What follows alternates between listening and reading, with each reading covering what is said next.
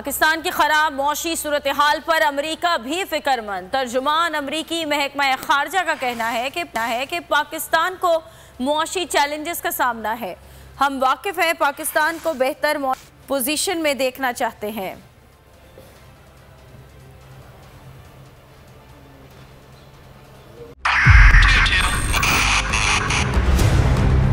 2022 बहुत सारे तोहफे भी देखे गया पाकिस्तान की आवाम को। पाकिस्तान की आवाम को एक तोहफा ये दिया कि आवाम को पता चल गया कि पाकिस्तान का मीडिया क्या है। साल 2022 में सबसे ज्यादा देखे जाने वाला चैनल बोल न्यूज रहा नंबर 1। हमने बहुत सारे शोज और ट्रांसमिशंस की, पूरा साल मुसलसल जदोजहद में निकल गया कि ये वोट ऑफ कॉन्फिडेंस के पीछे कौन लोग थे। तोड़े रेटिंग के सभी रिकॉर्ड। सोशल मीडिया पर भी सबसे ज्यादा तेजी से 2.4 बिलियन व्यूज का संगे मील अबूर किया।